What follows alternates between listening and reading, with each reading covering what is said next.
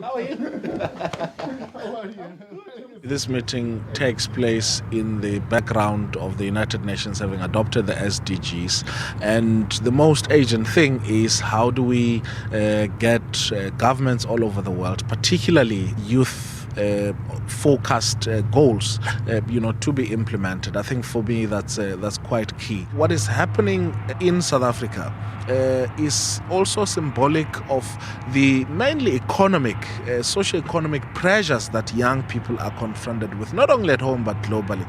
The global economy has not yet fully recovered from, the 2008 crisis. We're seeing all of that. We're seeing that in Japan. We're seeing that with the president in Berlin. We're seeing that here in the US. That although in the mainstream with financial markets may be performing better, but in terms of people's livelihood, the improvements has not really happened.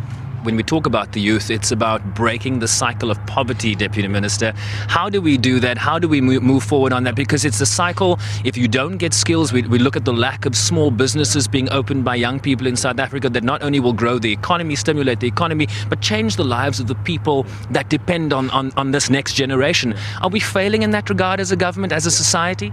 Look, what I need to emphasize is that, not only has government put in place policies, but also institutions to take forward those policies and implement them. But secondly, I think that, it is time the private sector realize that government alone will not be able to do it. If you're talking about, experiential training that gives young people to skills, the private sector need to, come into the party. If you're talking about funding for, university graduates, the private sector needs to come to the party. If we talk about,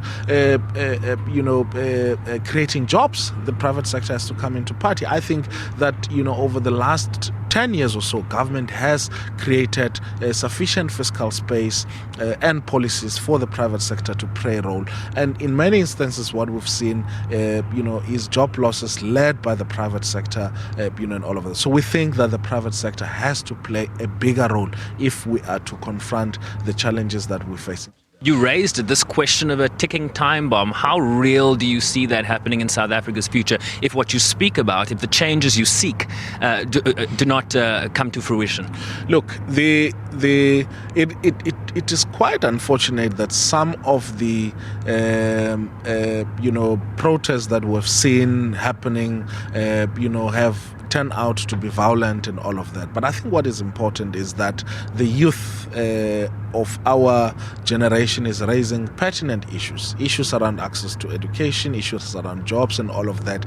And, within, a respectable democratic space. And I think that's what's also important. Yes, we've seen in UWC students, trashing campuses, but I think we've also seen responsible actions by students at Wits, at UCT, and at Rose. The point is, bringing down the campus or burning down the campus does not mean that you'll be listened to, as did the rest of the other students. But also what is more important is that on the side of government has been responsive, government have listened to and engaged with young people, and government has committed to raise more money wherever it will find it to fund university education. Some would argue though that burning down the campus gets us news coverage, it gets us attention, people stand up and listen to us. Is that a flawed argument? No, I think that's it is an extremely flawed argument to suggest that if you burn down the campus,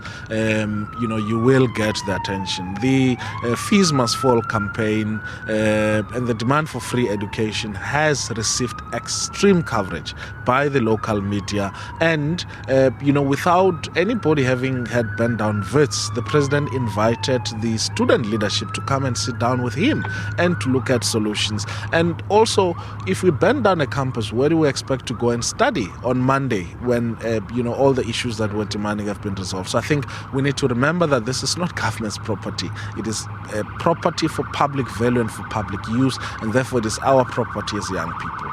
Well, we hear the blue lights in the background. I hope they're not coming for you, Minister. Thank you very much indeed. Thank you so much. Trade and economic ties between South